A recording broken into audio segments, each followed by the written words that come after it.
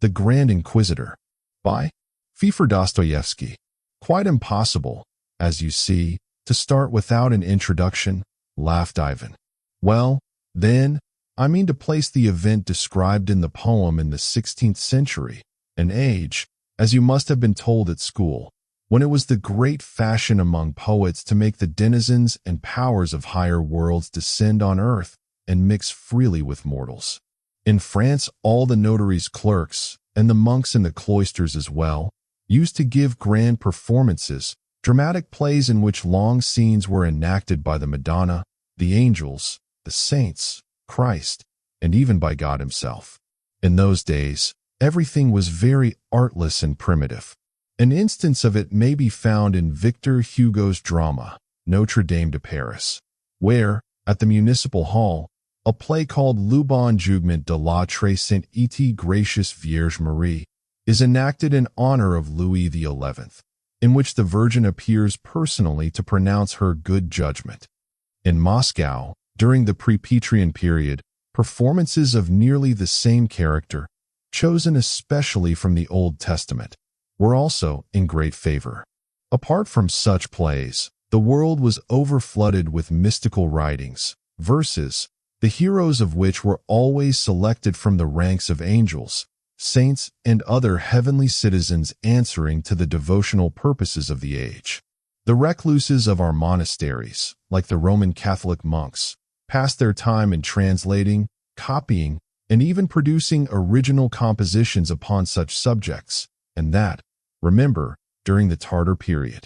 In this connection, I am reminded of a poem compiled in a convent, a translation from the Greek, of course, called The Travels of the Mother of God Among the Damned, with fitting illustrations and a boldness of conception inferior nowise to that of Dante.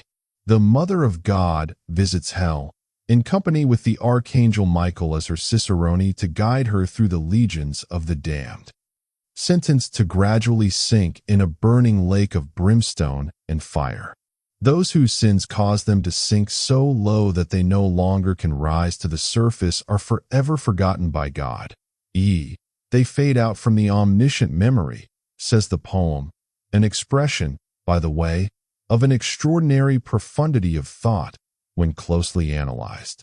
The Virgin is terribly shocked, and falling down upon her knees in tears before the throne of God, begs that all she has seen in hell, all without exception, should have their sentences remitted to them. Her dialogue with God is colossally interesting. She supplicates she will not leave him, and when God, pointing to the pierced hands and feet of her Son, cries, "How can I forgive his executioners?" She then commands that all the saints, martyrs, angels, and archangels should prostrate themselves with her before the immutable and changeless One and implore him to change his wrath into mercy and forgive them all.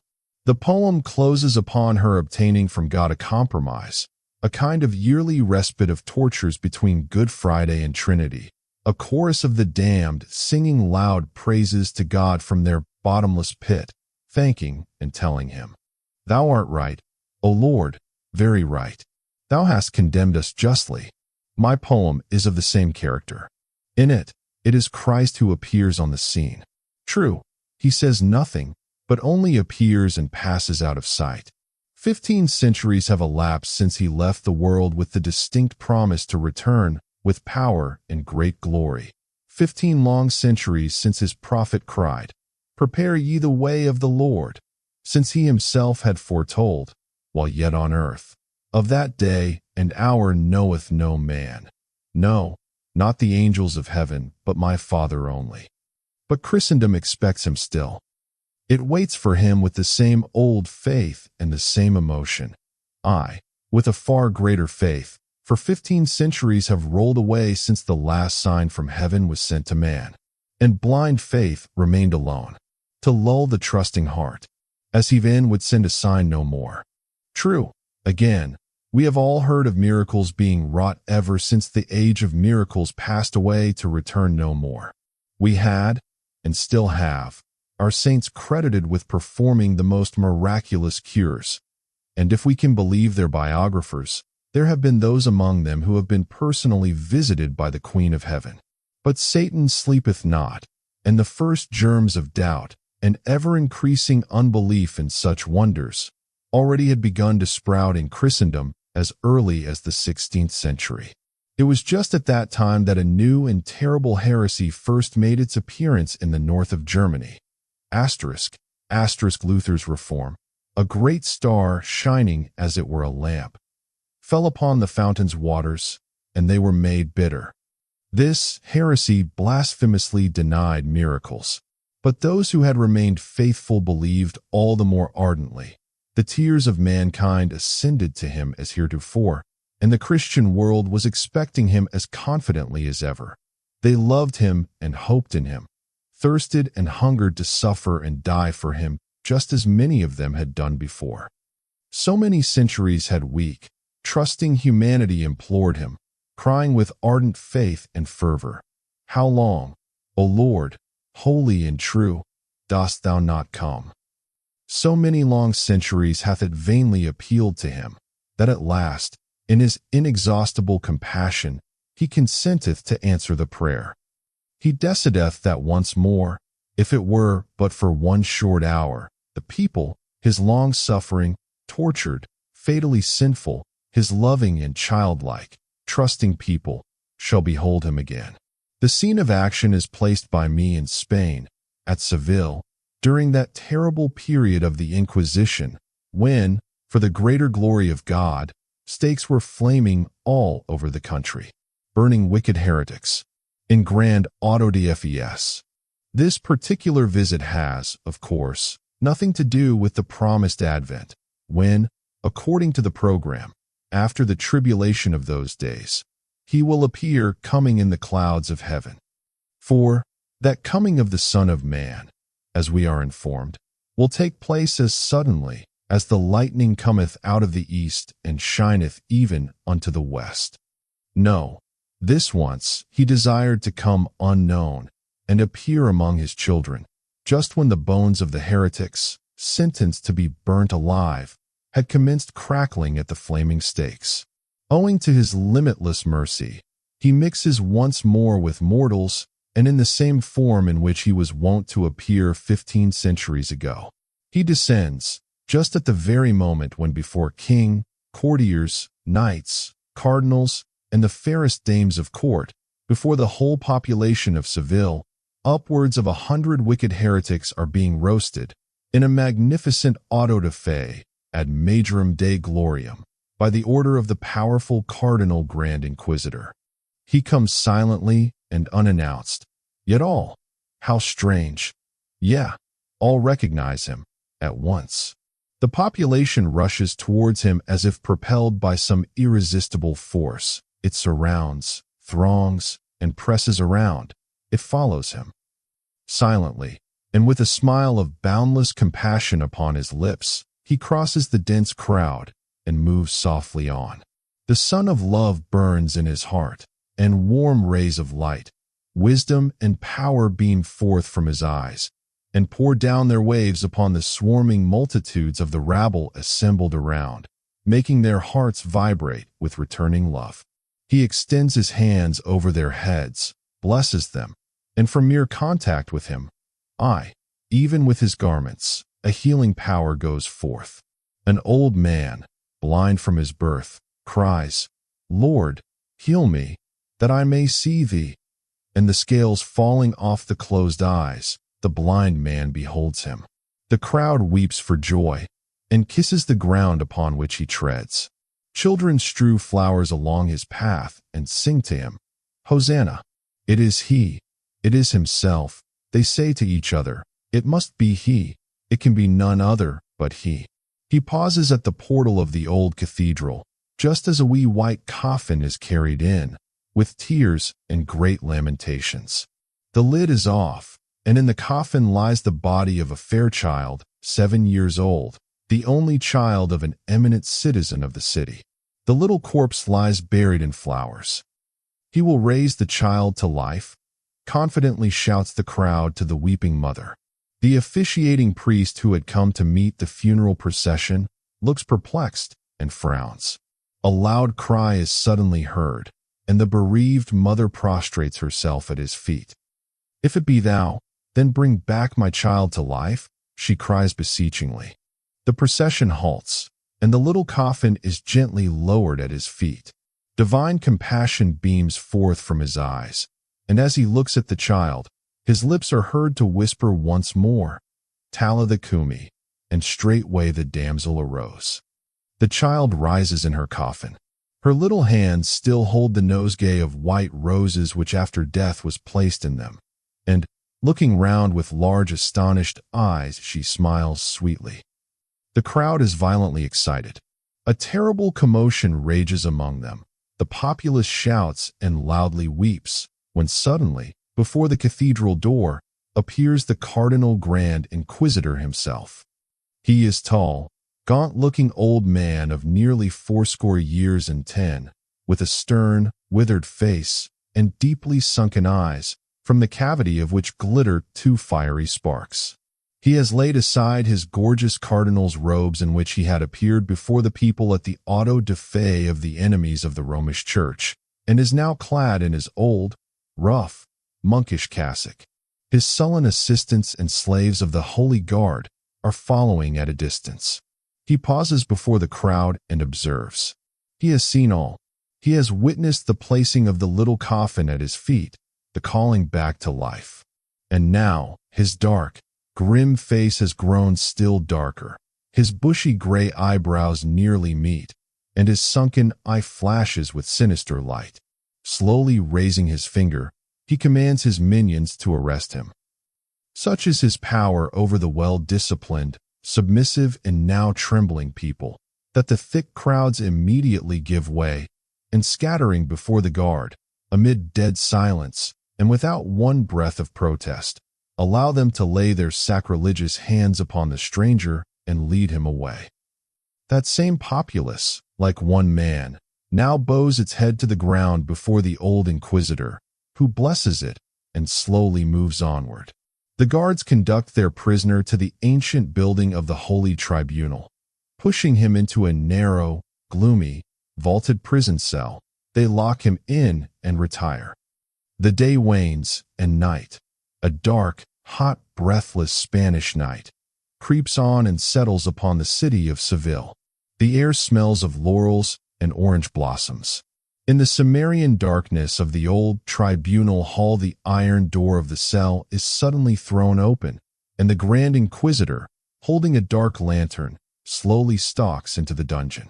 He is alone, and, as the heavy door closes behind him, he pauses at the threshold, and for a minute or two, silently and gloomily scrutinizes the face before him.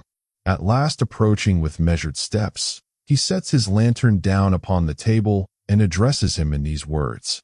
"It is thou? Thou?" Receiving no reply, he rapidly continues. "Nay, answer not. Be silent. And what couldst thou say? I know but too well thy answer. Besides, thou hast no right to add one syllable to that which was already uttered by thee before. Why shouldst thou now return to impede us in our work? For thou hast come but for that only, and thou knowest it well. But art thou as well aware of what awaits thee in the morning? I do not know, nor do I care to know who thou mayest be. Be it thou, or only thine image. Tomorrow I will condemn and burn thee on the stake, as the most wicked of all the heretics. And that same people, who today were kissing thy feet, tomorrow at one bend of my finger will rush to add fuel to thy funeral pile. Wert thou aware of this," he adds, speaking as if in solemn thought, and never for one instant taking his piercing glance off the meek face before him. "I can hardly realize the situation described. What is all this, Ivan?" suddenly interrupted Alyosha, who had remained silently listening to his brother. "Is this an extravagant fancy, or some mistake of the old man, an impossible quid pro quo?" "Let it be the latter, if you like," laughed Ivan, "since modern realism has so perverted your taste that you feel unable to realize anything from the world of fancy. Let it be a quid pro quo, if you so choose it." Again, the Inquisitor is 90 years old, and he might have easily gone mad with his one-day feats of power. Or it might have as well been a delirious vision, called forth by dying fancy, overheated by the auto da fe of the 100 heretics in that forenoon. But what matters for the poem, whether it was a quid pro quo or an uncontrollable fancy? The question is that the old man has to open his heart, that he must give out his thought at last, and that the hour has come when he does speak it out, and says loudly that which for 90 years he has kept secret within his own breast. And his prisoner, does he never reply? Does he keep silent, looking at him, without saying a word? Of course, and it could not well be otherwise, again retorted Ivan. The Grand Inquisitor begins from his very first words by telling him that he has no right to add one syllable to that which he had said before. To make the situation clear at once, the above preliminary monologue is intended to convey to the reader the very fundamental idea which underlies Roman Catholicism, as well as I can convey it. His words mean, in short, everything was given over by thee to the Pope, and everything now rests with him alone. Thou hast no business to return and thus hinder us in our work. In this sense the Jesuits not only talk, but write likewise. Hast thou the right to divulge to us a single one of the mysteries of that world whence thou comest? Inquires of him my old inquisitor, and forthwith answers for him. Nay, thou hast no such right. For that would be adding to that which was already said by thee before, hence depriving people of that freedom for which thou hast so stoutly stood up while yet on earth.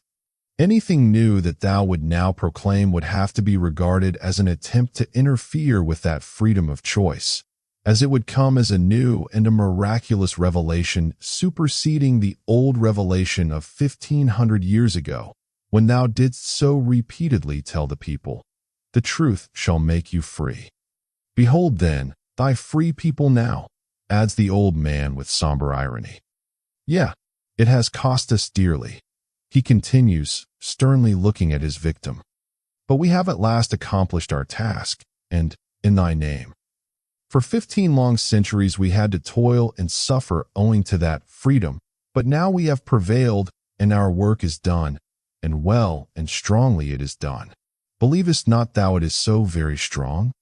And why should thou look at me so meekly as if I were not worthy even of thy indignation? Know then, that now, and only now, thy people feel fully sure and satisfied of their freedom, and that only since they have themselves, and of their own free, will deliver that freedom unto our hands by placing it submissively at our feet. But then, that is what we have done. Is it that which thou hast striven for? Is this the kind of freedom thou hast promised them? Now again, I do not understand, interrupted Alyosha. Does the old man mock and laugh? Not in the least. He seriously regards it as a great service done by himself, his brother monks and Jesuits, to humanity, to have conquered and subjected unto their authority that freedom, and boasts that it was done but for the good of the world. For only now, he says, speaking of the Inquisition, has it become possible to us, for the first time, to give a serious thought to human happiness. Man is born a rebel, and can rebels be ever happy? Thou hast been fairly warned of it, but evidently to no use, since thou hast rejected the only means which could make mankind happy. Fortunately, at thy departure thou hast delivered the task to us. Thou hast promised, ratifying the pledge by thy own words, in words giving us the right to bind and unbind. And surely, thou couldst not think of depriving us of it now. But what can he mean by the words, "Thou hast been fairly warned"? Asked Alexis. These words give the key to what the old man has to say for his justification. But listen, the terrible and wise spirit, the spirit of self-annihilation and non-being, goes on the Inquisitor. The great spirit of negation conversed with thee in the wilderness, and we are told that he tempted thee. Was it so? And if it were so, then it is impossible to utter anything more truthful than what is contained in his 3 offers, which thou didst reject, and which are usually called temptations. Yeah, if ever there was on earth a genuine striking wonder produced, it It was on that day of thy 3 temptations, and it is precisely in these 3 short sentences that the marvelous miracle is contained. If it were possible that they should vanish and disappear forever, without leaving any trace from the record and from the memory of man, and that it should become necessary again to devise, invent, and make them reappear in thy history once more, thinkest thou that all the world's sages, all the legislators, initiates, philosophers, and thinkers, if called upon to frame 3 questions which should, like these, besides answering the magnitude of the event, express in 3 short sentences the whole future history of this our world and of mankind, dost thou believe, I ask thee, that all their combined efforts could ever create anything equal in power and depth of thought to the 3 propositions offered thee by the powerful and all-wise Spirit in the wilderness? Judging of them by their marvelous aptness alone, one can at once perceive that they emanated not from a finite, terrestrial intellect, but indeed from the eternal and the absolute. In these 3 offers we find, blended into one and foretold to us, the complete subsequent history of man. We are shown 3 images, so to say, uniting in them all the future axiomatic, insoluble problems and contradictions of human nature, the world over. In those days, the wondrous wisdom contained in them was not made so apparent as it is now, for futurity remains still veiled. But now, when 15 centuries have elapsed, we see that everything in these 3 questions is so marvelously foreseen and foretold that to add to, or to take away from, the prophecy one jot would be absolutely impossible. Decide then thyself, sternly proceeded the Inquisitor, which of ye twain was right, thou who didst reject, or he who offered? Remember the subtle meaning of question the first, which runs thus: Wouldst thou go into the world empty-handed? Would thou venture thither with thy vague and undefined promise of freedom, which men, dull and unruly as they are by nature, are unable so much as to understand, which they avoid and fear? For never was there anything more unbearable to the human race than personal freedom. Dost thou see these stones in the desolate and glaring wilderness? Command that these stones be made bread, and mankind will run after thee, obedient and grateful like a herd of cattle. But even then it will be ever diffident and trembling, lest thou should take away thy hand, and they lose thereby their bread. Thou didst refuse to accept the offer for fear of depriving men of their free choice. For where is there freedom of choice where men are bribed with bread? Man shall not live by bread alone, was thine answer. Thou knewest not, it seems, that it was precisely in the name of that earthly bread that the terrestrial spirit would one day rise against, struggle with, and finally conquer thee, followed by the hungry multitude shouting, Who is like unto that beast, who mocketh fire come down from heaven upon the earth? Knowest thou not that, but a few centuries hence, and the whole of mankind will have proclaimed in its wisdom and through its mouthpiece, science, that there is no more crime, hence no more sin on earth, but only hungry people? Feed us first, and then command us to be virtuous, will be the words written upon the banner lifted against thee, a banner which shall destroy thy church to its very foundations, and in the place of thy temple shall raise once more the terrible Tower of Babel.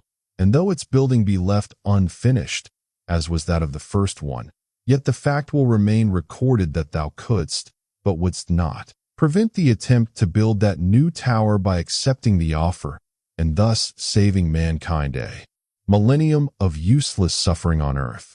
And it is to us that the people will return again. They will search for us catacombs, as we shall once more be persecuted and martyred, and they will begin crying unto us, Feed us, for they who promised us the fire from heaven have deceived us. It is then that we will finish building their tower for them. For they alone who feed them shall finish it, and we shall feed them in thy name, and lying to them that it is in that name. Oh, never, never will they learn to feed themselves without our help. No science will ever give them bread so long as they remain free, so long as they refuse to lay that freedom at our feet and say, "Enslave, but feed us." That day must come when men will understand that freedom and daily bread enough to satisfy all are unthinkable and can never be had together, as men will never be able to fairly divide the two among themselves. And they will also learn that they can never be free, for they are weak, vicious, miserable nonentities born wicked and rebellious. Thou hast promised to them the bread of life, the bread of heaven. But I ask thee again, can that bread ever equal in the sight of the weak and the vicious, the ever ungrateful human race, their daily bread on earth? And even supposing that thousands and tens of thousands follow thee in the name of, and for the sake of, thy heavenly bread, what will become of the millions and hundreds of millions of human beings too weak to scorn the earthly for the sake of thy heavenly bread? Or is it but those tens of thousands chosen among the great and the mighty that are so dear to thee, while the remaining millions, innumerable as the grains of sand in the seas, the weak and the loving, have to be used as material for the former? No. In our sight, and for our purpose, the weak and the lowly are the more dear to us. True, they are vicious and rebellious, but we will force them into obedience, and it is they who will admire us the most. They will regard us as gods, and feel grateful to those who have consented to lead the masses and bear their burden of freedom by ruling over them. So terrible will that freedom at last appear to men. Then we will tell them that it is in obedience to thy will and in thy name that we rule over them. We will deceive them once more and lie to them once again, for never more will we allow thee to come among us. In this deception we will find our suffering, for we must needs lie eternally and never cease to lie. Such is the secret meaning of temptation, the first, and that is what thou didst reject in the wilderness for the sake of that freedom which thou didst prize above all. Meanwhile, thy tempter's offer contained another great world mystery. By accepting the bread, thou wouldst have satisfied and answered a universal craving, a ceaseless longing alive in the heart of every individual human being, lurking in the breast of collective mankind, that most perplexing problem: whom or what shall we worship? There exists no greater or more painful anxiety for a man who has freed himself from all religious bias than how he shall soonest find a new object or idea to worship. But man seeks to bow before that only which is recognized by the greater majority, if not by all his fellow men, as having a right to be worshipped, whose rights are so unquestionable that men agree unanimously to bow down to it. For the chief concern of these miserable creatures is not to find and worship the idol of their own choice, but to discover that which all others will believe in and consent to bow down to in a mass. It is that instinctive need of having a worship in common that is the chief suffering of every man, the chief concern of mankind from the beginning of times. It is for that universality of religious worship that people destroyed each other by sword. Creating gods unto themselves, they forthwith began appealing to each other. Abandon your deities, come and bow down to ours, or death to ye and your idols. And so will they do till the end of this world. They will do so even then, when all the gods themselves have disappeared, for then men will prostrate themselves before and worship some idea. Thou didst know, thou couldst not be ignorant of, that mysterious fundamental principle in human nature, and still thou hast rejected the only absolute banner offered thee, to which all the nations would remain true, and before which all would have bowed, the banner of earthly bread, rejected in the name of freedom and of bread in the kingdom of God. Behold, then, what thou hast done furthermore for that freedom's sake. I repeat to thee, man has no greater anxiety in life than to find someone to whom he can make over that gift of freedom with which the unfortunate creature is born. But he alone will prove capable of silencing and quieting their consciences, that shall succeed in possessing himself of the freedom of men. With daily bread, an irresistible power was offered thee. Show a man bread, and he will follow thee, For what can he resist less than the attraction of bread? But if, at the same time, another succeed in possessing himself of his conscience, oh, then even thy bread will be forgotten, and man will follow him who seduced his conscience. So far thou wert right. For the mystery of human being does not solely rest in the desire to live, but in the problem, for what should one live at all? Without a clear perception of his reasons for living, man will never consent to live, and will rather destroy himself than tarry on earth, though he be surrounded with bread. This is the truth. But what has happened? Instead of getting hold of man's freedom, thou hast enlarged it still more. Hast thou again forgotten that to man rest, and even death, are preferable to a free choice between the knowledge of good and evil? Nothing seems more seductive in his eyes than freedom of conscience, and nothing proves more painful. And behold, instead of laying a firm foundation whereon to rest once for all man's conscience, thou hast chosen to stir up in him all that is abnormal, mysterious, and indefinite, all that is beyond human strength, and has acted as if thou never hadst any love for him, and yet thou wert he who came to lay down his life for his friends. Thou hast burdened man's soul with anxieties hitherto unknown to him, thirsting for human love freely given, seeking to enable man, seduced and charmed by thee, to follow thy path of his own free will, instead of the old and wise law which held him in subjection. Thou hast given him the right henceforth to choose and freely decide what is good and bad for him, guided but by thine image in his heart. But hast thou never dreamt of the probability, nay, of the certainty, of that same man one day rejected finally, and controverting even thine image and thy truth, once he would find himself laden with such a terrible burden as freedom of choice? That a time would surely come when men would exclaim that truth and light cannot be in thee, for no one could have left them in a greater perplexity and mental suffering than thou hast done, lading them with so many cares and insoluble problems. Thus, it is thyself who hast laid the foundation for the destruction of thine own kingdom, and no one but thou is to be blamed for it. Meantime, every chance of success was offered thee. There are three powers, three unique forces upon earth, capable of conquering forever by charming the conscience of these weak rebels, men, for their own good. And these forces are miracle, mystery, and authority. Thou hast rejected all the three, and thus wert the first to set them an example.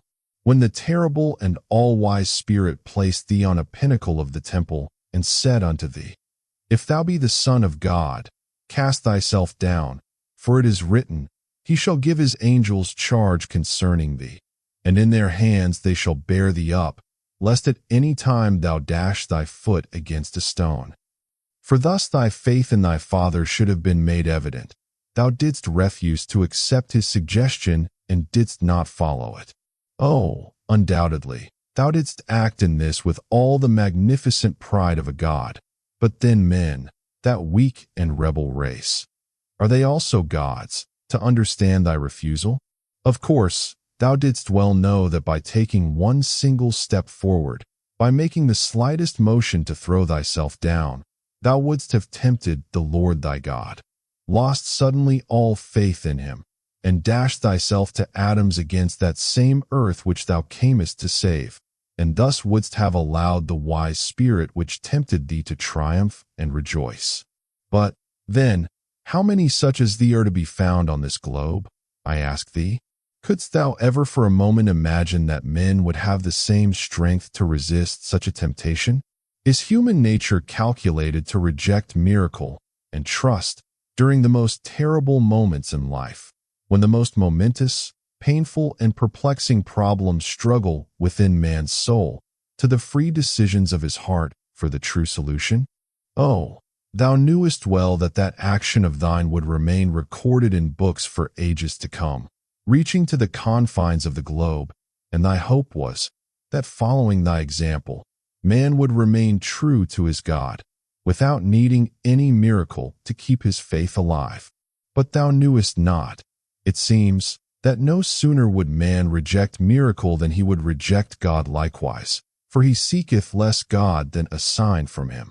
And thus, as it is beyond the power of man to remain without miracles, so, rather than live without, he will create for himself new wonders of his own making, and he will bow to and worship the soothsayer's miracles, the old witch's sorcery, were he a rebel, a heretic, and an atheist 100 times over. Thy refusal to come down from the cross when people, mocking and wagging their heads, were saying to thee, "Save thyself if thou be the Son of God, and we will believe in thee," was due to the same determination, not to enslave man through miracle, but to obtain faith in thee freely and apart from any miraculous influence. Thou thirstest for free and uninfluenced love, and refuses the passionate adoration of the slave before a potency which would have subjected his will once forever. Thou judgest of men too highly here. Again, for though rebels they be, they are born slaves and nothing more. Behold, and judge of them once more, now that 15 centuries have elapsed since that moment. Look at them, whom thou didst try to elevate unto thee. I swear man is weaker and lower than thou hast ever imagined him to be. Can he ever do that which thou art said to have accomplished? By valuing him so highly thou hast acted as if there were no love for him in thine heart, for thou hast demanded of him more than he could ever give. Thou, who lovest him more than thyself, hadst thou esteemed him less wouldst thou have demanded of him, and that would have been more like love, for his burden would have been made thereby lighter. Man is weak and cowardly. What matters it, if he now riots and rebels throughout the world against our will and power, and prides himself upon that rebellion? It is but the petty pride and vanity of a schoolboy.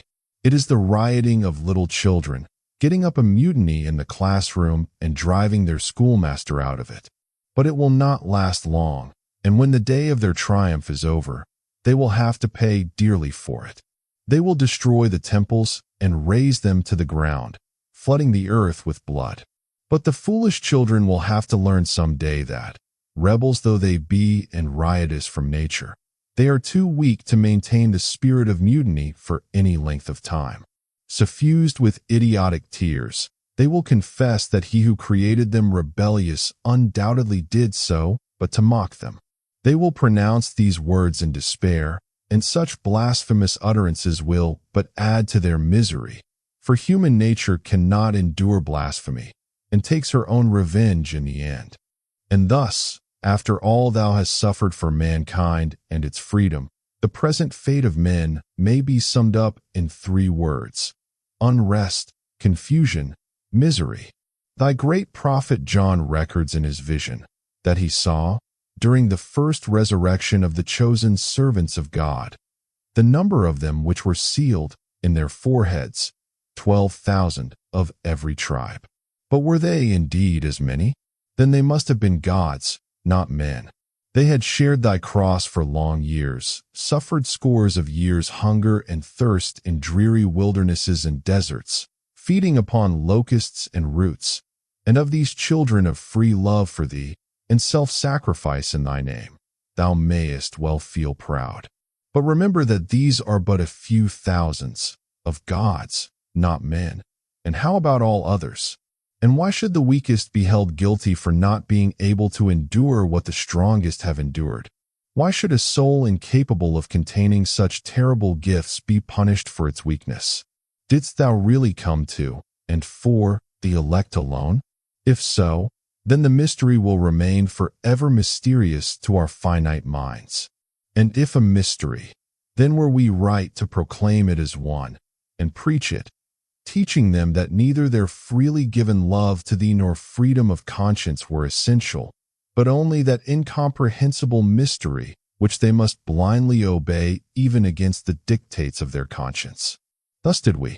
We corrected and improved thy teaching and based it upon miracle, mystery, and authority. And men rejoiced at finding themselves led once more like a herd of cattle, and at finding their hearts at last delivered of the terrible burden laid upon them by thee, which caused them so much suffering.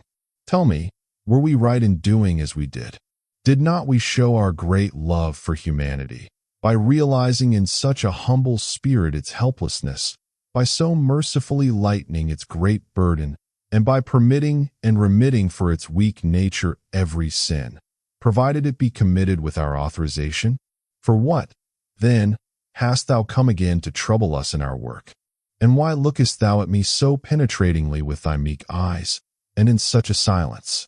Rather shouldst thou feel wroth, for I need not thy love. I reject it, and love thee not myself. Why should I conceal the truth from thee? I know but too well with whom I am now talking. What I had to say was known to thee before, I read it in thine eye. How should I conceal from thee our secret? If perchance thou wouldst hear it from my own lips, then listen. We are not with thee, but with him, and that is our secret. For centuries have we abandoned thee to follow him. Yes, 8 centuries. 800 years now since we accepted from him the gift rejected by thee with indignation. That last gift which he offered thee from the high mountain when, showing all the kingdoms of the world and the glory of them, he saith unto thee, All these things will I give thee, if thou wilt fall down and worship me. We took Rome from him and the glaive of Caesar, and declared ourselves alone the kings of this earth, its sole kings, though our work is not yet fully accomplished. But who is to blame for it? Our work is but in its incipient stage, but it is nevertheless started. We may have long to wait until its culmination, and mankind have to suffer much, but we shall reach the goal some day, and become sole Caesars. And then will be the time to think of universal happiness for men. Thou couldst accept the glaive of Caesar thyself. Why didst thou reject the offer? By accepting from the powerful spirit his third offer, thou would have realized every aspiration man seeketh for himself on earth. Man would have found a constant object for worship, one to deliver his conscience up to, and one that should unite all together into one common and harmonious anthill. For an innate necessity for universal union constitutes the third and final affliction of mankind. Humanity as a whole has ever aspired to unite itself universally. Many were the great nations with great histories, but the greater they were, the more unhappy they felt, as they felt the stronger necessity of a universal union among men.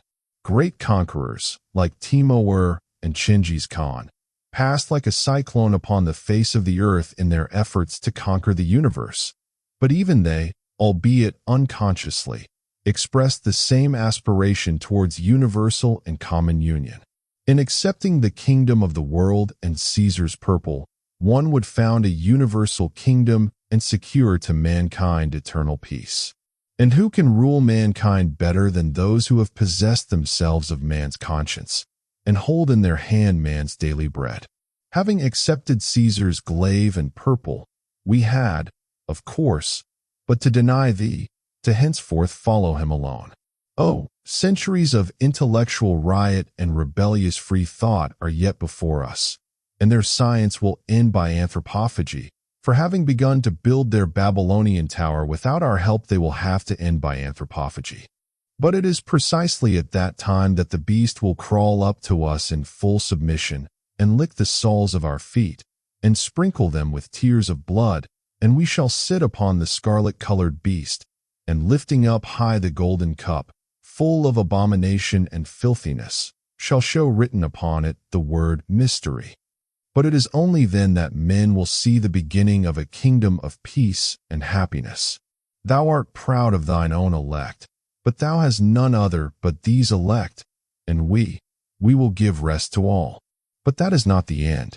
Many are those among thine elect and the laborers of thy vineyard, who, tired of waiting for thy coming, already have carried, and will yet carry, the great fervor of their hearts and their spiritual strength into another field, and will end by lifting up against thee thine own banner of freedom.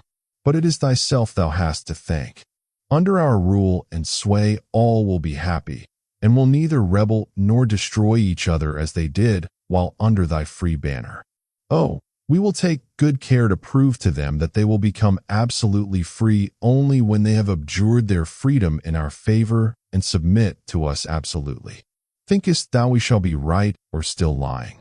They will convince themselves of our rightness, for they will see what a depth of degrading slavery and strife that liberty of thine has led them into.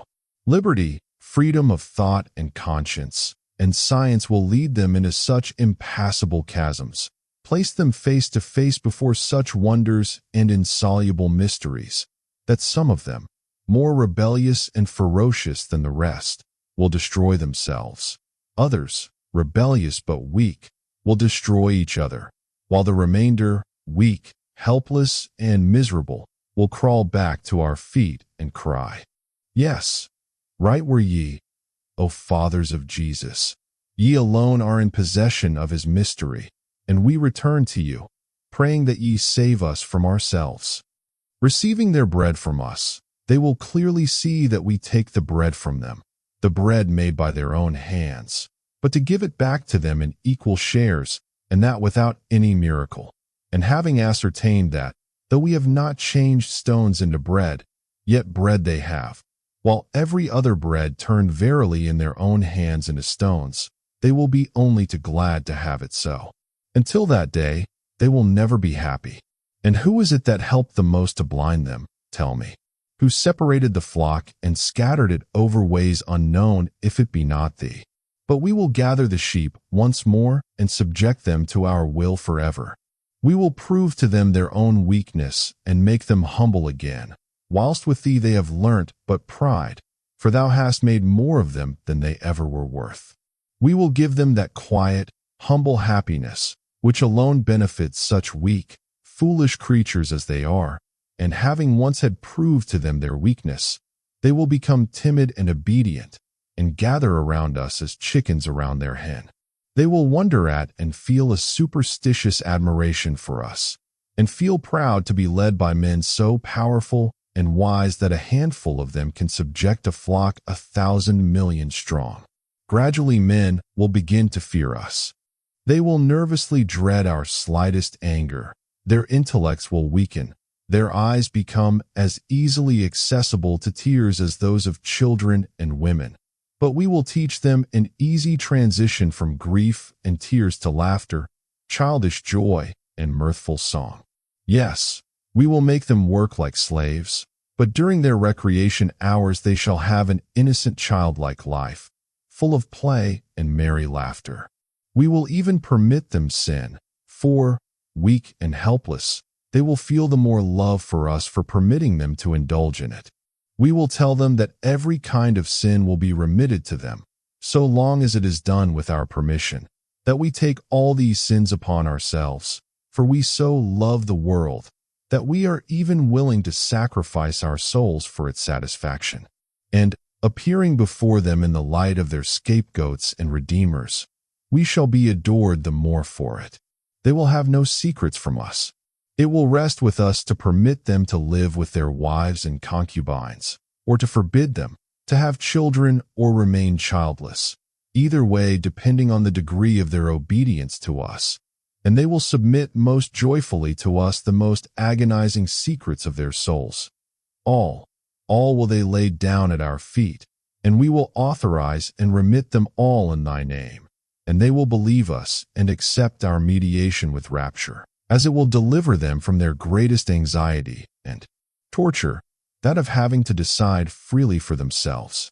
And all will be happy, all except the 1 or 200,000 of their rulers. For it is but we the keepers of the great mystery, who will be miserable. There will be thousands of millions of happy infants, and 100,000 martyrs who have taken upon themselves the curse of knowledge of good and evil. Peaceable will be their end, and peacefully will they die, in thy name, to find behind the portals of the grave but death. But we will keep the secret inviolate, and deceive them for their own good with the mirage of life eternal in thy kingdom. For, were there really anything like life beyond the grave, surely it would never fall to the lot of such as they. People tell us and prophesy of thy coming and triumphing once more on earth, of thy appearing with the army of thy elect, with thy proud and mighty ones. But we will answer thee that they have saved but themselves while we have saved all. We are also threatened with the great disgrace which awaits the whore, Babylon the Great, the mother of harlots, who sits upon the beast, holding in her hands the mystery, the word written upon her forehead. And we are told that the weak ones, the lambs, shall rebel against her, and shall make her desolate and naked. But then will I arise, and point out to thee the thousands of millions of happy infants free from any sin. And we who have taken their sins upon us, for their own good, shall stand before thee and say, Judge us if thou canst and darest. Know then that I fear thee not. Know that I too have lived in the dreary wilderness, where I fed upon locusts and roots, that I too have blessed freedom with which thou hast blessed men, and that I too have once prepared to join the ranks of thy elect, the proud and the mighty. But I awoke from my delusion and refused since then to serve insanity. I returned to join the legion of those who corrected thy mistakes.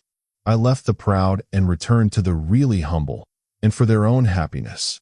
What I now tell thee will come to pass, and our kingdom shall be built. I tell thee not later than tomorrow thou shalt see that obedient flock which at one simple motion of my hand will rush to add burning coals to thy stake, on which I will burn thee for having dared to come and trouble us in our work. For if there ever was one who deserved more than any of the others our inquisitorial fires, it is thee. Tomorrow I will burn thee. Dixit. Ivan paused. He had entered into the situation and had spoken with great animation, but now he suddenly burst out laughing. But all that is absurd, suddenly exclaimed Alyosha, who had hitherto listened perplexed and agitated but in profound silence. Your poem is a glorification of Christ, not an accusation, as you, perhaps, meant to be. And who will believe you when you speak of freedom? Is it thus that we Christians must understand it? It is Rome, not all Rome, for that would be unjust, but the worst of the Roman Catholics, the Inquisitors and Jesuits, that you have been exposing. Your Inquisitor is an impossible character. What are these sins they are taking upon themselves? Who are those keepers of mystery who took upon themselves a curse for the good of mankind? Who ever met them? We all know the Jesuits, and no one has a good word to say in their favor.